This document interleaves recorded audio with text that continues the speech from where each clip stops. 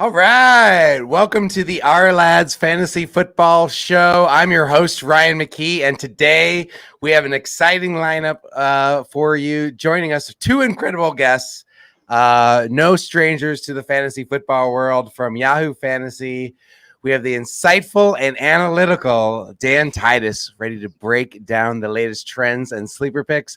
And back by popular demand, and by popular demand, I mean our boss demanded he get on this show. The Duke of Depth Charts himself, Tucker Moss, is here to share his unparalleled expertise on player rankings and roster moves. So, what's up, guys? How are you? McKee, what's happening, man? Good to see you again. Good to meet you, Tucker. Good to see you. Good to see you. Yeah, I'm still like getting over the NBA drama from yesterday in the playoffs, but we're not here to talk NBA. We're here to talk football, but it's really good right now. We are going to be talking best ball sleepers and best ball busts, and then we're going to be talking dynasty sleepers, particularly focusing on the rookies, and dynasty busts, focused on the rookies. So let's start with best ball sleepers. Dan, is there a name that like really just stands out to you right away as a best ball sleeper? Yeah. I mean, I think that you could go a lot of ways with this, right? Like, I mean, there's a lot of freaking positions for best ball, and really best ball is one on the later in the depth charts. Someone goes down, the next man up, kind of you can ride him for those spike weeks. So I typically like to look at wide receivers. And one of those wide receivers is Brian Thomas Jr. I think he's actually pretty interesting. With Calvin Ridley being gone, Trevor Lawrence, this is a big year for him. Whether he's going to get this extension or not, I think he's like the last rookie of that class to not get extended yet. So this is going to be a really good opportunity for him to showcase what he can do to get that next bag. And I think Brian Thomas is going to slot in as that deep threat. Trevor Lawrence is known to throw a good deep ball. Yeah, he's got Christian Kirk there to, kind of balance it out in terms of the wide receivers. And Gabe Davis did just come in from Buffalo. But I think he's a guy that's like a late round stab that you could take for a rookie that could pop late season. That's really what you're looking for, if you're playing best ball. Yeah, right now he is going 89, 90th at average draft position. He's going behind the likes of Jalen Warren, Xavier Worthy, DeAndre Hopkins. So you like him better or about the same as like Xavier Worthy? I like Worthy a lot more, but I would categorize Worthy as a guy that I would be targeting more as like a late round redraft guy or dynasty. Like I actually grabbed him in dynasty. I have him ranked higher than Brian Thomas, but they're not terribly far off. Like they're within like, a couple of draft spots between each other, but I think they're both easily first round, draft rookies in dynasty. Yeah, that's right. We're not to dynasty yet. We're still talking best ball. So, but yeah, how about for this season, just for this season, redraft leagues, best ball, Worthy or Thomas? Give me Worthy. Give you Worthy. All right. Interesting. Yeah, give me Worthy because I just think that he has an opportunity to produce right away, considering we don't really know what Rashee Rice's legal situations and how that's going to pan out. Also, Sky Moore, we know, hasn't really showed us much in the seasons that what's it been 2 years already. Hasn't really done much. Travis Kelce's getting older. I just think that there's a really good opportunity for Xavier Worthy to come in there and produce right away with the best quarterback on the planet. So, yeah, it's kind of hard to argue with that kind of landing spot there. Yeah, I'd agree. And the Jaguars have a lot of weapons like to feed, like mouths to feed with like Evan Ingram, Christian Kirk, Gabe Davis. They just signed, but like I think it'll mainly be Kirk and Thomas being the leaders there. I'm kind of interested to see like who does better statistically between Christian Kirk and Brian Thomas. Like if later in the year maybe Brian Thomas kind of gets even more targets. Yeah, I mean that's interesting there. I don't know. I was reading up on Fantasy Pros, and they actually had Xavier Worthy as a potential dynasty bust, because despite his impressive speed and landing in, KC, they're worried about his ability to handle press coverage and the Chiefs' tendency to spread snaps around amongst receivers with Hollywood Brown there. Does that give you any concern, Dan, for your Xavier Worthy prospect? Not really, but because I feel like Hollywood Brown has proven to be an elite wide receiver when he's healthy. But, these soft tissue injuries seem to pop up more frequently than not with Hollywood. And if you're looking at someone that can help not only take defenses away, because that's what Hollywood does, right? He's an over the top, he can beat safety coverage and play over the top. But I think Worthy can kind of work in between, even though he's known as a speedster and he's kind of small. Like, I feel like he can kind of work underneath that we haven't really seen anyone do consistently for the Chiefs. So I don't know. I just think that the landing spot couldn't have been better. Like, if there's anyone that's going to pop off right now, it's like, Malik Neighbors. We'll get to that later, but his quarterback sucks. So I don't really target Malik Neighbors too much. You have Roma Duze, who's going to be dealing with the same kind of situation as Brian Thomas. So you're just going to have Keenan Allen and DJ Moore on the other side of you. Yeah, it's like you can't really point to the guy that's really going to separate from Xavier Worthy to me, except it's like Travis Kelce. Like, Hollywood Brown's good, but I think that they could coexist together. Speaking in that same kind of rookie range, going number 100 and best ball ADP is Ladd McConkey. Lots of opportunity for him there with the Chargers after they got rid of their two main guys from seasons past, Mike Williams and Keenan Allen. So how are you feeling about Ladd McConkey there, especially as like a, number 100 ADP? I feel great about him. I think that his ADP is probably understated, just considering where the wide receiver room is right now. Like, obviously they got rid of most of their skill positions. Mike Williams is out of there. Keenan Allen's gone. So you're left with Quentin Johnson, who didn't really show much in his rookie year. And then you have Ladd McConkey, who's going to be, he's a pretty polished route runner. And I think these white wide receivers don't really get a lot of shine just because, I don't know, it's usually known as like not the most athletic types, but this dude is good. And so like, when you package that with Jim Harbaugh, this is just going to be a completely different team. Now, I'm not ranking Justin Herbert particularly high because there's going to be some growing pains with new wide receivers in the room. We have a different running back.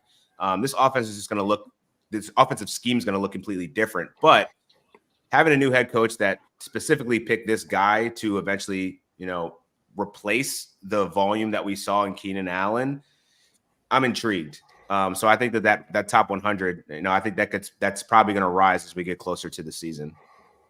Yeah. Based on his college production and the role that this revamped offense will be, I definitely feels like he's a valuable later round flyer to take. He's a starter right away. Yeah, he's a starter right away. What are you thinking from a depth chart? How much competition does he have right now? Tucker? I mean, not much really, because Quentin Johnson is kind of, it was not obviously didn't meet expectations his first year. Hopefully he can kind of do better in this new offense with new coaching. But I basically put the receivers like probably Josh Palmer's 1 and then McConkey 2. It's like there's not much else there. There's DJ Chark who could be the X.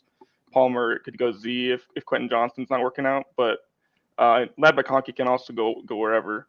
So they can kind of move these guys around, but they don't have much there behind him. So I feel like he's definitely slotting in to be a starter, like how it looks right now. Yeah. All right. Well, you already mentioned Malik Neighbors, Dan, and I wanted to. You mentioned that his quarterback sucks there, but I actually feel like Daniel Jones might be a best ball sleeper because I don't consider Drew Lock much of a threat for his job security. And if he can bounce back and actually stay healthy, I know that's a big if, but we can't predict injuries. But he could easily start, 15 plus games barring injuries. He's actually got a number 1 wideout now, possibly, which he hasn't had in his career. And he's going very late in best ball drafts. He is going behind the likes of, he's going behind Tyler Conklin. He's going behind Bryce Young, Isaiah Likely. What are we overlooking Daniel Jones, or are you just off Daniel Jones at this point? Yeah, he's not. I think the rushing upside is always the thing about Daniel Jones, but right. Unless we see improved offensive line play, he's not going to make it through the season. So, you selecting Daniel Jones to eventually get a couple of weeks of value or performance. Like, I don't know. I feel like I'd be more interested in taking flyers. You could probably be better off taking Sam Darnold, honestly. Because at least he's got Justin Jefferson on the other side of the field, at least for now. He might opt out. He might ask for a trade soon. But I don't know. Like, I'd be more interested in I don't know. If Daniel Jones is going behind Drake May, and Drake May might not start a game this season. You're right about that. That might be a bit much because he's right now. I think it's early. Training camp just started. Drake May is obviously the third string right now, just because Jacoby Brissett has way more experience. But I don't know. I just think that there's this limited upside with Daniel Jones at this point. The running back situation, wide receiver room, very underwhelming. Wan'Dale Robinson is interesting to me, but only because he's shown that he can actually produce in limited touches and they scheme to get him the ball. I just don't know that now, with no Saquon back there and your offensive line not that much better, how much better can Daniel Jones be from what we've seen in the past? Sure, depth pick, I'm down if you want to get 3 quarterbacks, but other than that, he would just not be on the list for me. Yeah, he's kind of he's listed down on the tier with rookie guys, and it's a lot of us kind of think we know what he is at this point, even though he hasn't. To be fair, he hasn't had great receiving core, but it's more tempting to go for someone that's younger that could be really, it's a much more exciting proposition. So I kind of understand where he's priced. But yeah, the rushing, I feel like the last couple years he was priced a little bit higher because of his rushing, and it just hasn't really resulted in him being a really good fantasy asset for very long, at least. Yeah. No, I remember, we're just one season away from him having he had a really good year 2 years ago, right? He had a good for him. He had a fantasy relevant season. People were even talking hey, take a long shot bet on most rushing touchdowns for a quarterback in Daniel Jones last season, which seems like a real awful bet right now. But that was a legit conversation. And so he could bounce back and get more rushing touchdowns this year if he can stay healthy. But you're right, a lot of problems with that line, Dan, and so that's a lot. That is definitely something to consider. All right, let's not talk too much about Daniel Jones. Do you have any other sleepers on your list, Dan, that you wanted to jump to? I found myself drafting Cole Kmet a little bit more than I have in the past, mainly because I like to target, I'm old school. Whenever there's a rookie quarterback, I feel like there's always an affinity towards the tight end. And I think with all of the weapons coming in, Cole Kmet is being talked about the least. And I feel like he could actually end up being a pretty good red zone target / just solid fantasy tight end. That is right now probably middle tier. You see the Trey McBrides of the world, TJ Hawkinson, etc. Even Dalton Kincaid getting up a lot of steam. I think Kyle Pitts. I think he's another guy that's actually getting a lot of steam too because of Kirk Cousins in the building. But I think Cole Kmet is a guy that's tier 4, I'd say, of a tight end that could actually pop really well this year.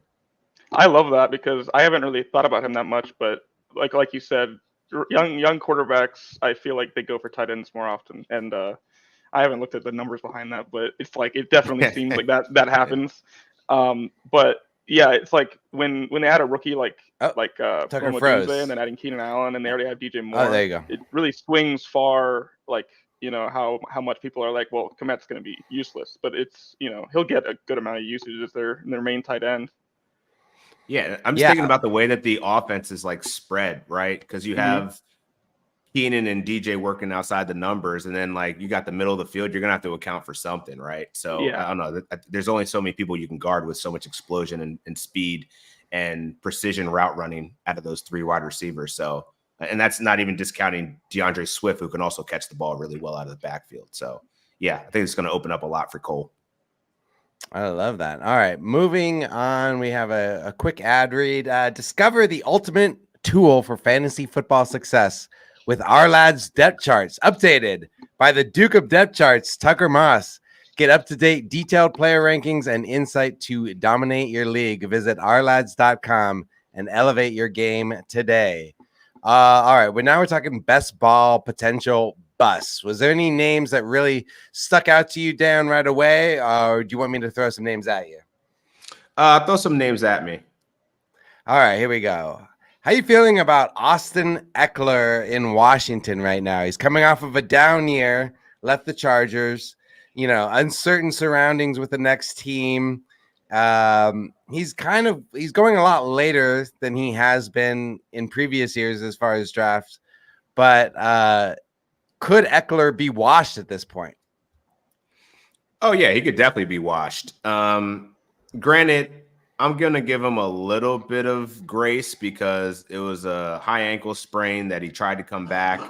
High ankle sprains are brutal injuries for running backs or any position, really. You can't rush that. And I applaud him for trying to gut through it, but the proof is in the pudding. His production suffered from it. So now that he's in a different scenario, joins Washington Commanders, who have a completely different outlook now that they have Jaden Daniels as their quarterback.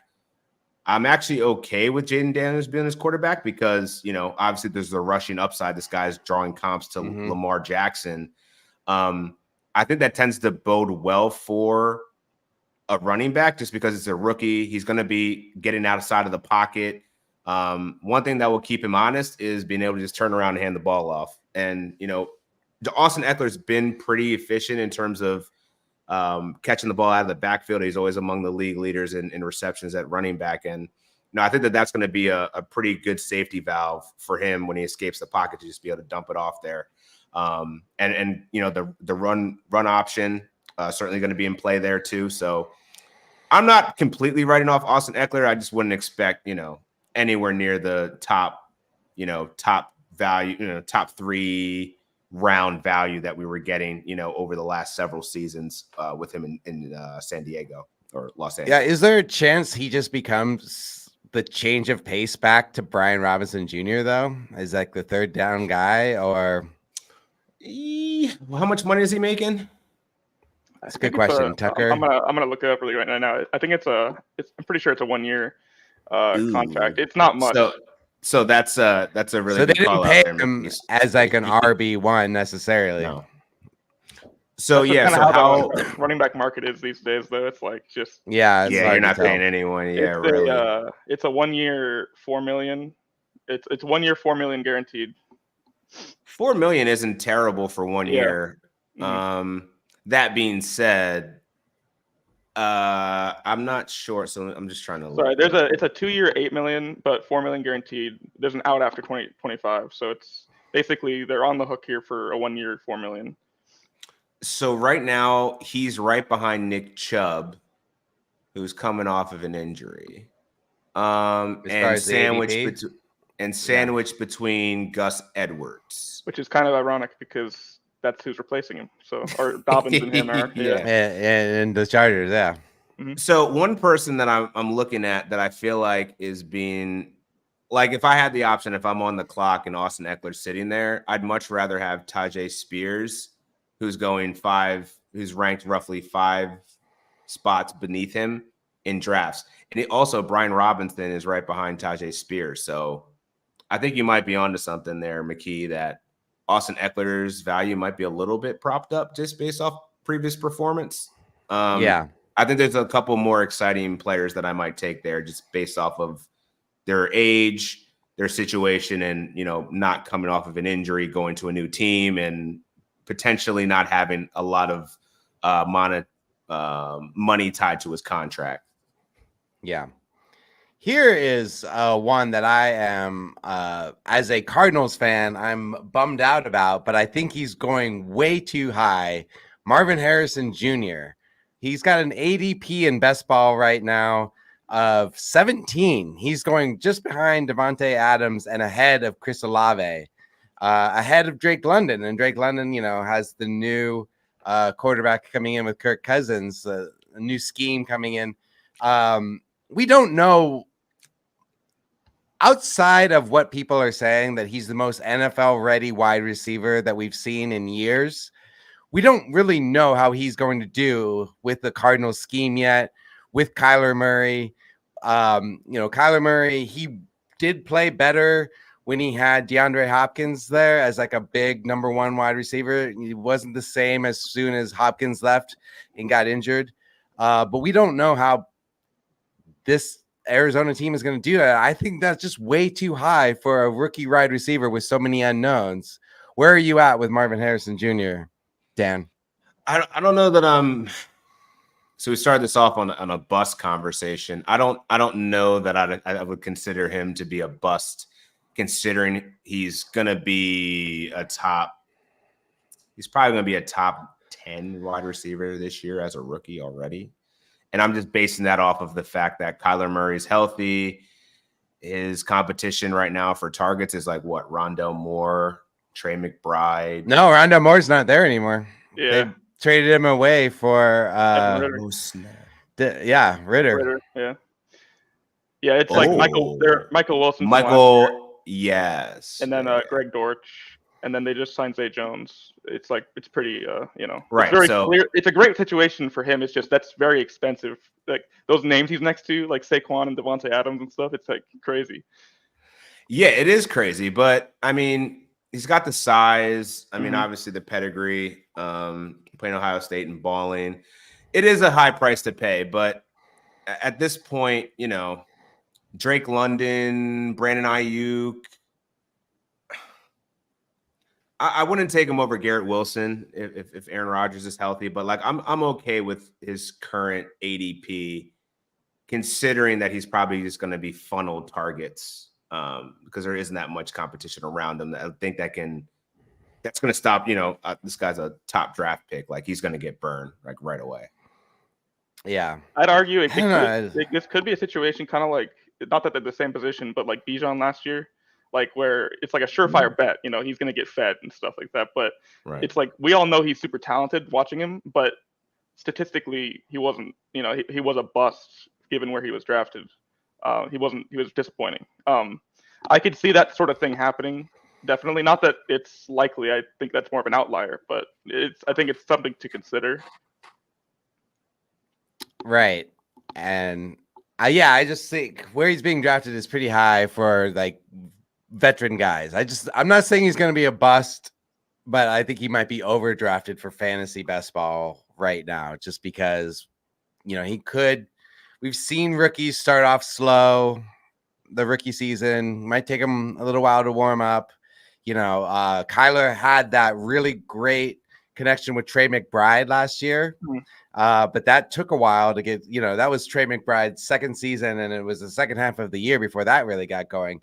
He's obviously Marvin Harrison Jr. more talented than Trey McBride, but I can see Murray looking for McBride early and often just because of the established connection there. And and he already has it with Michael Wilson too. But we'll see. I don't know. Just as a Cardinals fan, I'm a little nervous when Cardinals are getting drafted high. I know it's fair. I think it's fair, and I think it's going to be pretty similar in redraft too, right? Because at this point, you're going to be having to pay like a early first, probably mid to late first for Marvin Harrison Jr., which you're going to be passing on those veteran dudes. So I get the risk and upside, but there is also that, he could fall into he's just an overdrafted rookie that, these things happen, takes time to acclimate. He's just kind of regular, kind of like Bijan last year. Yeah. You already mentioned Garrett Wilson. How are you feeling about him? I'm not saying he's going to be a bust, but he's being drafted, ahead of Marvin Harrison Jr. right now. He is the wide receiver 8. He's going behind the likes, just behind A.J. Brown, Puka Nacua, Amon-Ra St. Brown. I'm Are we a little worried about just the quarterback play right now with Aaron Rodgers coming back from injury? What are your feelings on Garrett Wilson? I feel pretty good about him. Like, I mean, this is all, of course, assuming that Aaron Rodgers is good to go. Yeah. He looked good. He looked great in the offseason last year. He had the little Hard Knocks thing, but like I just felt like he was going to take that next step, like the way Jamar Chase and the likes of those types have done in their second year. Third year, I feel like he gets it right. I think he also gets a slight boost because Mike Williams is on the other side. Like, who was the other wide receiver last year? It was like Alan Lazard and two undrafted guys like Xavier Gibson. His name Xavier Gibson, and then Jarvis Brownlee. Yeah. So I feel like with more talent on the outside, also like I think Breece Hall is the guy that I'm really after in terms of the Jets. But if I miss out on Breece, I think it's going to be Garrett Wilson's going to be the guy that I'm targeting. I do like him more than like taking Devontae Adams, even Chris Olave. There's some question marks there with their quarterback room. Deebo Samuel is obviously the health issues. Ayuk contract situation. Drake London, I guess, but I think you're going to be coming back to the question of do I take Marvin Harrison Jr. here around the same spot as Garrett Wilson? I feel like. Yeah, they all have that's kind of the tier where they all have their own concerns. That's kind of just where the surefire guys are going top 10 picks. So I feel like his situation's pretty primed here, especially with their other main weapon being Mike Williams, who gets hurt quite often. So who can never get right. Yeah. Tucker, did you have any names that are sticking out to you as potential busts that you want to throw out there and see what Dan has on it, or do you have anything else? Just off the top of my head, I feel like Puka might be a little high, like taking him at 10. We talked about that last week too. Yeah. Are we sure that Cup doesn't have a bounce back season, Dan? That's like just the Rams was really tough for me to gauge. Yeah. I obviously they're both gonna get a good amount of targets, but it's like, is he gonna be up there with like Amon and Justin Jefferson? Like they're at 5 and 7 and he's at 10. I don't know. I mean, it's tough. It's hard for me to get a read on whether Cup is cooked yet. Yeah. Because he got injured too, but we're not that far removed from this dude being one of the best receivers in the league. And Puka just took advantage of the opportunity given him. And I think people were probably sleeping on him in terms of scheming against the Rams last year.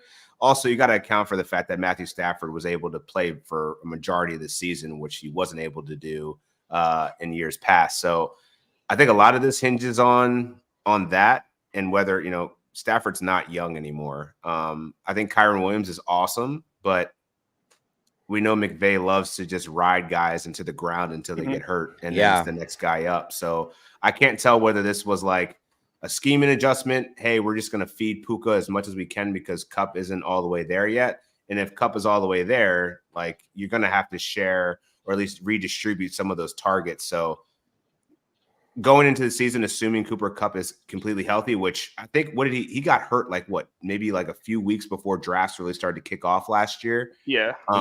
He was. And he fell in the drafts because of that, right? Right. So if we're going into the season, assuming they're both healthy, Puka's going way too high. Yeah, by the end, when they're both playing, it's they pretty much split. If you look at the last 5 weeks, they both had 43 and 44 targets. It's very, very close. So it's kind of hard to read. I feel like he should be priced probably more around where Cup is or a little bit higher than it. But I don't know. Where is Cup at actually for his value? That's what I'm wondering. Well, we've got him in he's at best ball ranking. Fallen. Yeah. Yeah. Well, that's in best ball right now, what I'm looking at, according to Fantasy Pros, he's going 36 overall, which, that far down from Puka, where he's going 9th overall. It feels like they should be closer in those rankings. I guess it's just if you think that Cup is cooked, that's the question. I mean, so would you put Puka in the Devontae Smith, Waddle, that type of region? I feel like that sounds more reasonable. Yeah, I mean because he's essentially like a 1B, right? And I feel like all those like T. Higgins, like those type dudes were all being overdrafted last year. And it's like they actually should settle in around, if we're looking like late second type round. Right now, like he's early. like above those guys like that are like Garrett Wilson and Olave and London, who are like the clear ones. And he's kind of like he could easily be the 1B. It's like, I guess if they throw the ball 600 times, it's fine, but you can't really bet on it. Tucker, I think you said it best in that once Kupp came all the way back last season, it was pretty split. Yeah. But people are looking at Kupp's overall season numbers and then thinking he's washed. But he was coming back from injury, and so he's have a whole off season to recoup. Obviously, he could get re-injured again, and Puka could blow up again. But you never want to bet on an injury to draft a guy that high. Right. Totally agree. So we all agree. Puka's too high. Puka's too high. Well, agreement. All right, which means if we're all in agreement, it's probably not great.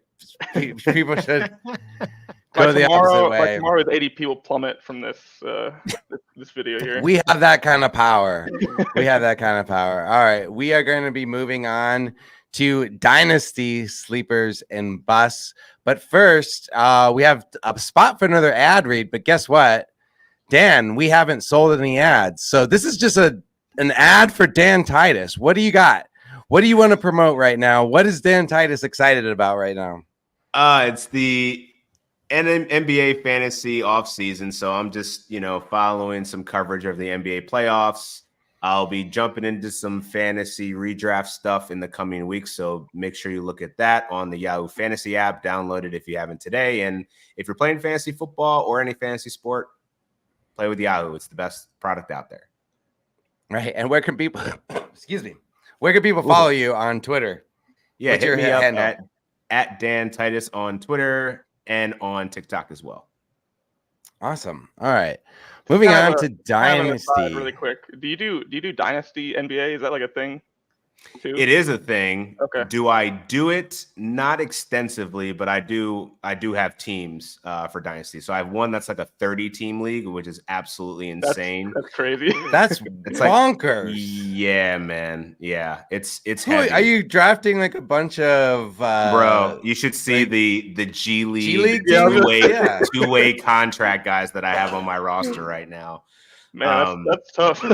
It's in the trenches. So that's what it's funny because I think that's the great thing about fantasy is that you can find something for everyone. And I think Dynasty, I obviously started with redraft and then COVID hit and I got crazy heavy into Dynasty, like degenerate mode. Repping DGen University, shouts to SGPN and the crew. Shout out.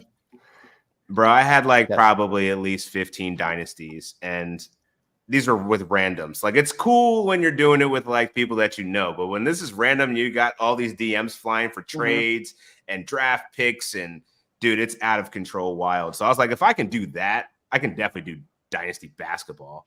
But then I got the 30 team, and I was like, all right, I may have bitten off a little bit more than I could chew here, but it's still fun nonetheless. That's cool. Yeah, I've not heard of anybody playing dynasty basketball, so that's really interesting. I guess it's dynasty fantasy basketball not as popular as fantasy football, but I got to get into that. I'm such an NBA. You know your hoops, McKee. I'm sure you could dig into it. It's fun. Yeah. It's same level. Yeah. All right. Well, let's move on to, we're talking dynasty football here. We are Ourlads. We don't want to get too far into basketball. So a name that stuck out to me as a potential dynasty sleeper, a rookie, Cornelius Johnson. I feel like he has a chance to emerge in the depleted receiver corps there. He has, depth and potential upside as a late round sleeper in dynasty. I mean, Tucker has him, behind Joshua Palmer, DJ Chark on the depth charts, but he's someone who, he doesn't have to break this season for him to be a good dynasty pick. Where are you at with Cornelius Johnson, Dan? So are you eyeing him because Harbaugh coached this man and he's got pretty good size and that wide receiver room looks pretty slim. Right? Is that what your angle is here? little thin, yeah. So I think he's got a great, he's got like a top tier quarterback. Yeah. I mean, it made sense to take just throw some more darts there at the end in the 7th round. They got him, and they also got Brendan Rice too. Yeah, it's interesting. I mean, I'm wondering if they'll both make the roster or how that'll shake out, because you don't really know how many receivers they'll end up keeping on their roster. Right. It could be that 1 or 2 of them are practice squad guys to start. So right. It's kind of tough when it's 7th rounders. You kind of need to see more in the off season, like the camp and stuff like that. So I didn't draft. He didn't go in my most recent dynasty draft. Do you know if Brendan Rice did? Brendan Rice went in the 4th round, number 6. Sorry, number 5. So yeah. So I think you're onto something, McKee, before everyone else knows. Or we're probably going to have, as Tucker said, a camp battle that one of those 2 guys is probably going to end up on the 53-man roster, and then the other one's going to be practice squatted unless there's an injury. Yeah, I mean, right now I'm seeing in rookie dynasty drafts, Johnson is going 66th overall, and that's right there down at the bottom. So how many? Yeah, I guess it depends on how many rounds you have in your rookie draft, right? I think mine are usually 4. So I get that just as a value, because Brendan Rice is basically going way earlier, and part of that could be just the name. So that'll be interesting to see, because Cornelius Johnson's basically free right now. So yeah. I think that's someone to keep on your radar. On your radar. I think that's the bigger lessons. Most of these guys are probably, if you're drafting 3rd, 4th round, these guys probably aren't going to stick in your roster anyway, or you're going to taxi them, right? So if there's an injury, you can scoop up Cornelius Johnson on the cheap, and it's not going to cost you anything. Yeah. Did you have any names on your dynasty sleepers that you'd like to throw out, Dan? Oh, I don't know why this became like a Chargers podcast here, but I know. We're gonna have to get off of it soon. I like Kamani Vidal. I think he actually is going to step up, and another handpick chosen by Jim Harbaugh there. But when you inherit the entire or almost Baltimore Ravens backfield of Gus Edwards and J.K. Dobbins, I don't know. I just feel like that's not a recipe for longevity, especially with J.K. Dobbins and the knee injuries that he's suffered. Gus Edwards is kind of a plotter. I think Kamani Vidal could actually separate himself, if we're talking dynasty, by who knows? He might even get playing time in year 1, depending on the situation. But if you're looking long term, I think he's going to be the running back of the Chargers' future here. Barring any unforeseen trades or something like that. But I believe he did tear something at one point. Did he tear a knee? Let me see. Wait, that's not a newer injury, is it? Or I know one of our scouts, David Syvertson, he loves Vidal. Yeah, we've talked about him before on this show. No, he didn't. I was confused. I think Trey Benson was the one I was thinking about that tore his knee up in the past. But yeah, either way, I think he's just set up for a really good position with just that running back room is just very uninspiring. So I think he's a chance he's going to actually. Yeah, he's going to actually. He could hit. We know what Gus Bus is, right? I mean, that's that plotter. We'll get the goal line work most probably. J.K. Dobbins, we have at the top of our depth chart right now, Tucker. Despite assuming health, it's kind of when it's a health thing, it's kind of hard to place them. So assuming he's fully healthy, I would say he's number 1. But I feel like it's not been great so far. Yeah, but I really like that name, Kamani Vidal, as someone to target.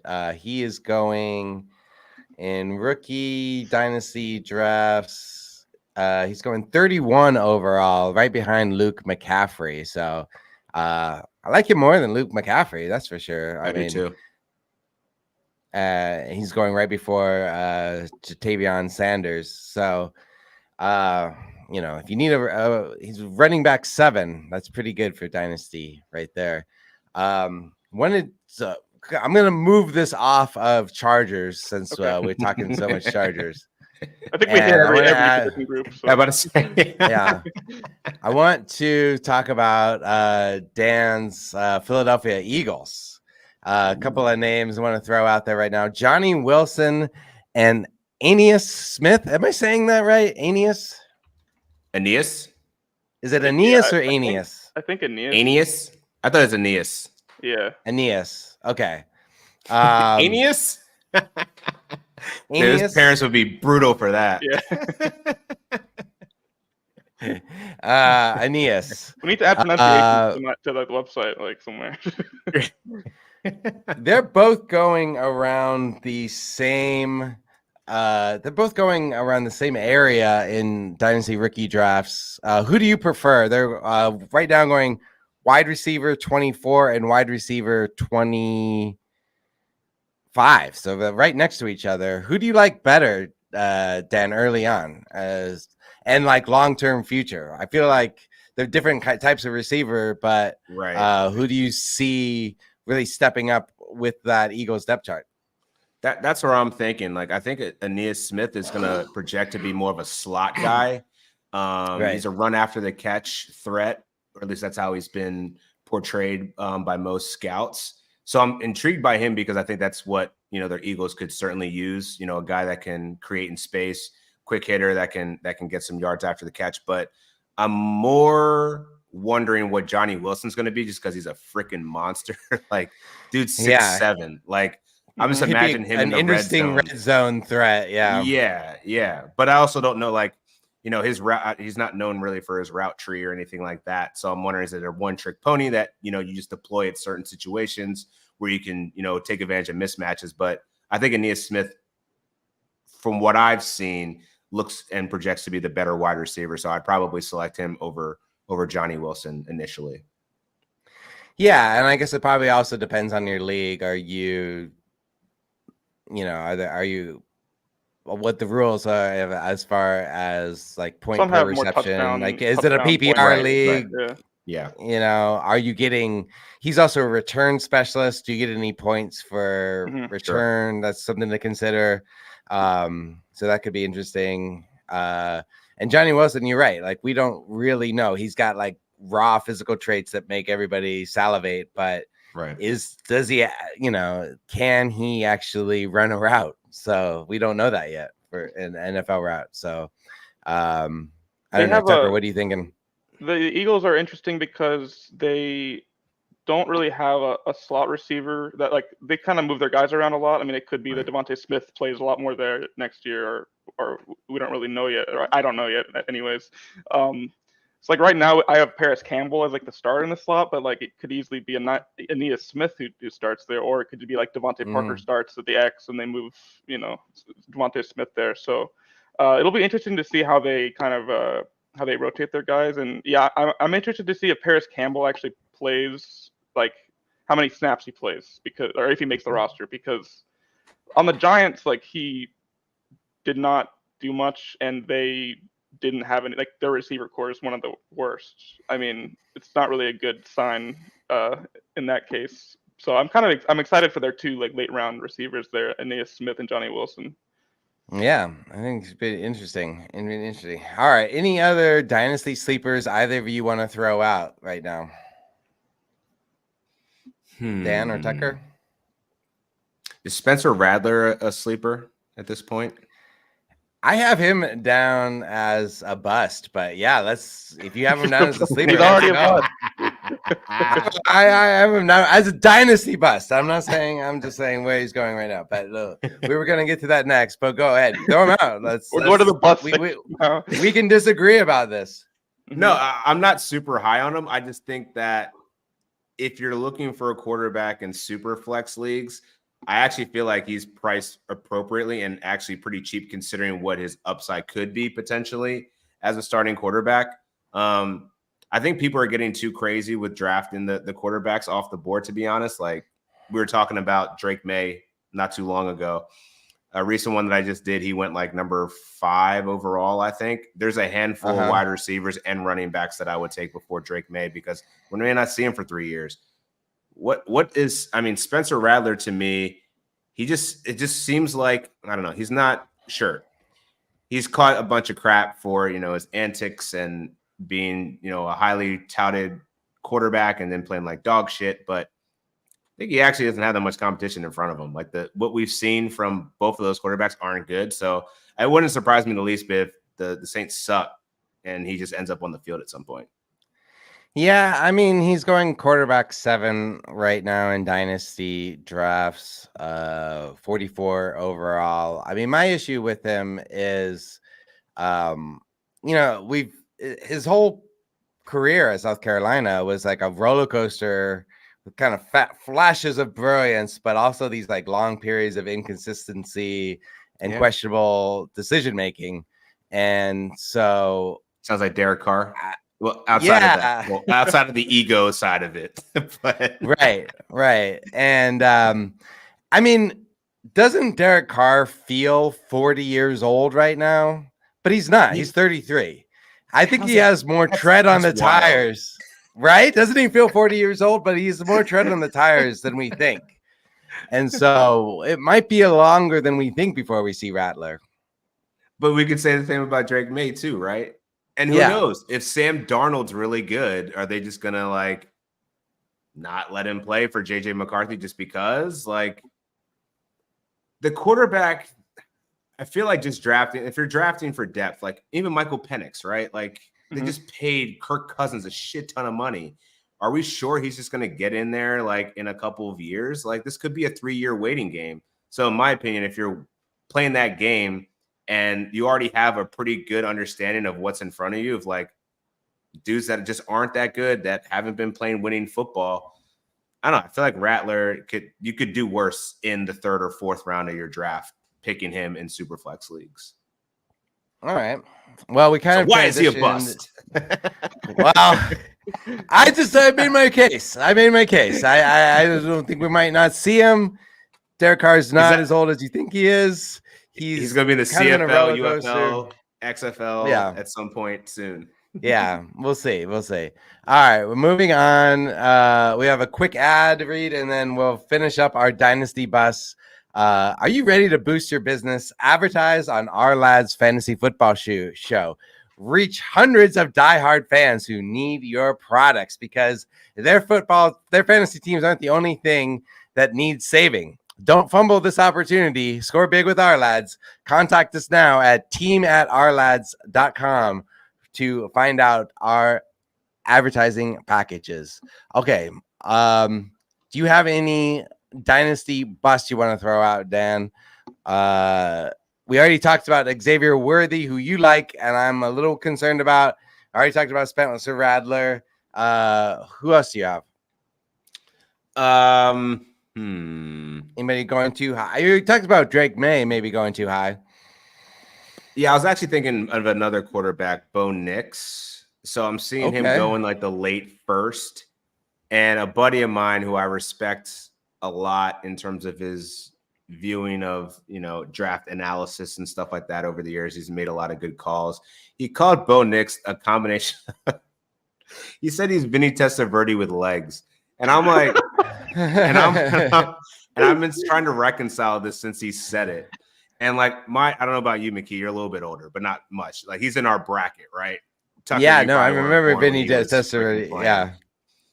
If you look at his numbers, he's had a few good moments. Like he was I think he's a 1-time Pro Bowler, offensive player of the year, got a couple nods a couple times. But if you look at his numbers, they're pretty bad.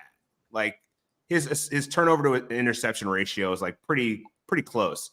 He had a couple of 4,000-yard years, but I'm like, what does Vinny Testaverde, a pocket dude with legs, mean? So then I'm like, okay, well, maybe I'm just overthinking it. Sean Payton is this quarterback guru who made Drew Brees one of the best quarterbacks of all time. But then why, if that was the case and you have a chance to get Bo Nix, what is Zach Wilson? And I feel like Zach Wilson was a better prospect in terms of like what he could be, arm, situation. And I think he actually did show some improvements last year. Their offensive line was terrible. So I actually feel like there might be some competition here, and Zach Wilson isn't old either. Like I think he might even be younger than Bo Nix, and for him to go into the first round, I'm not as high. Like I'd rather probably go for Michael Penix than I would Bo Nix, but also I don't know. I'm not a QB whisperer, so I could be overthinking it. But once my boy threw out Vinny Testaverde, I was like, all right, cool. I'll pass on it. I'll select somebody else. Yeah, no, that's really interesting. Well, speaking about the end of the first round, Trey Benson is also going there in the first round in a lot of dynasty leagues. I think this is another. You hate your Cardinals, man. What is up with this? I don't. I'm just concerned. We gotta reel about you the back in, Cardinals. McKee. Come on. I don't want people to get too excited about them. He wants to lower their price so he can draft them all. That's exactly. Yeah, I mean, I'm not saying I'm not going to draft him in my dynasty league. I'm just saying I'm a little concerned. I mean, he had a lot of like flashes of potential in college, but there was inconsistent production, concerns about his vision and decision making in the backfield. So I don't know. What are you thinking on Trey Benson? Should we be drafting him at the end of the first round, or should he be falling? I'll tell you one thing I don't believe in. It's always been James Conner. He had a great season, bounce back, value pick last year. But how long is this going to last? And he's going to be a free agent at the end of the season. So to me, I'm like, hey, you got Kyler healthy. You just get Marvin Harrison Jr., who I know you would still draft him. You just think he's going too high. Yeah. But he's going to be a pretty good football player. Mm-hmm. Give me all the Trey Benson. I would still draft him at the beginning of any dynasty rookie draft. And we were talking about, I think he's a little too high in like redraft leagues and like best ball leagues, but dynasty, sure. Yeah. But then, so if you look at that, so I'm looking at it just, James Conner's an injury away from having Trey Benson be, a star in the league because of that offense. Like if you're just attaching somebody into a system, Trey Benson's in a way better situation than say Jonathan Brooks, who's dealing with the Carolina Panthers. Like I don't want any parts of that offense whatsoever. So yeah, I actually think that Trey Benson is a way better pick. And if you have the opportunity, I would probably get him in the early back part of that first round. Like I think he's going to be a beast. So we're actually changing this to Jonathan Brooks is the bust instead.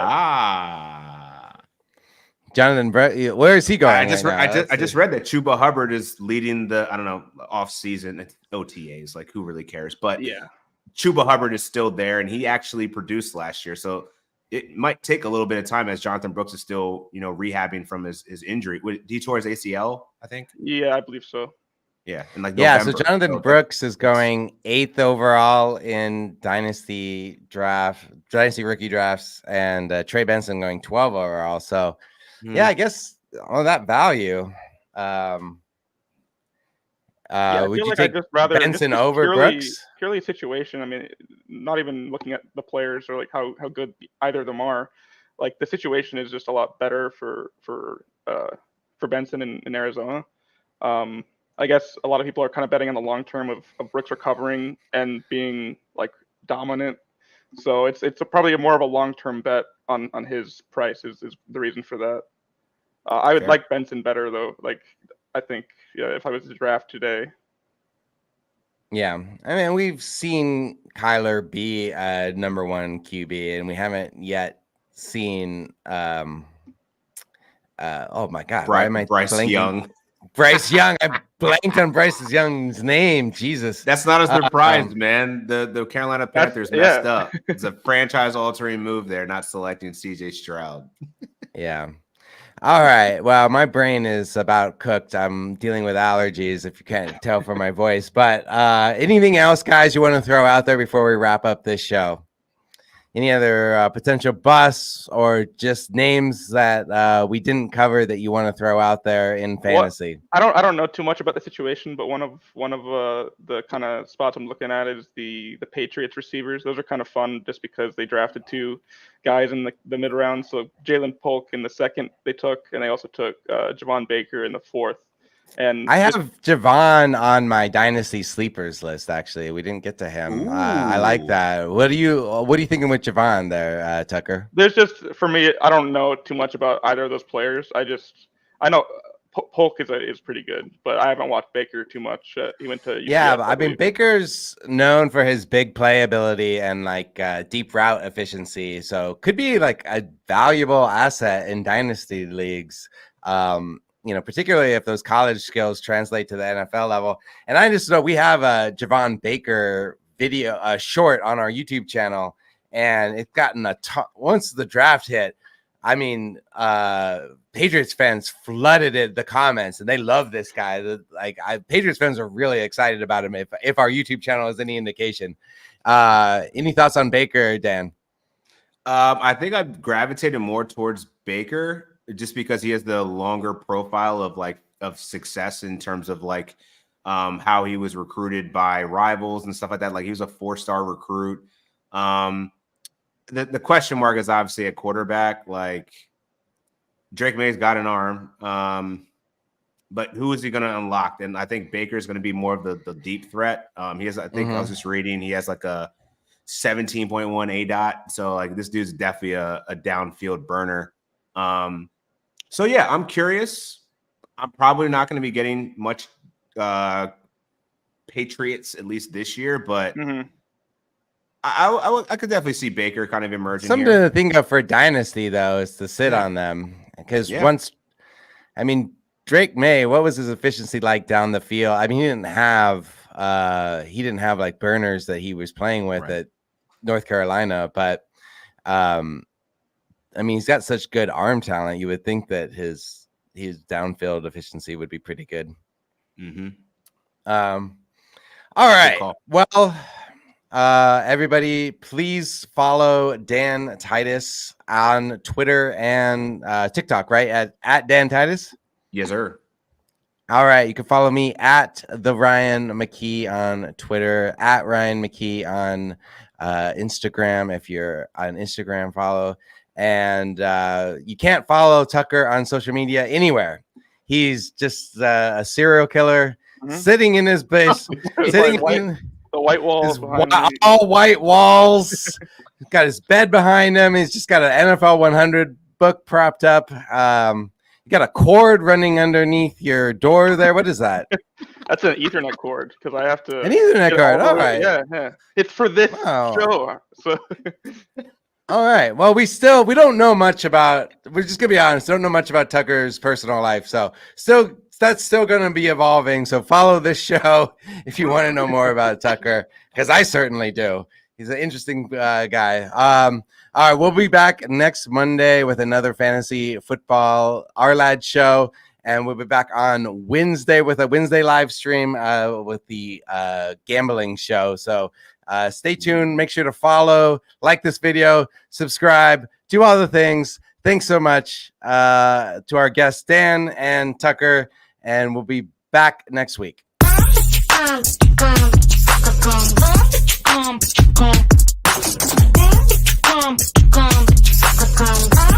Come.